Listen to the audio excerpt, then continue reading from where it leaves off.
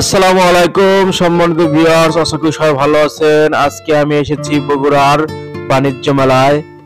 তো আজকে পুরো মেলাটি আপনাদেরকে ঘুরে ঘুরে দেখাবো, তাই সম্পূর্ণ ভিডিওটি দেখার জন্য আপনাদেরকে আমন্ত্রণ জানাচ্ছি।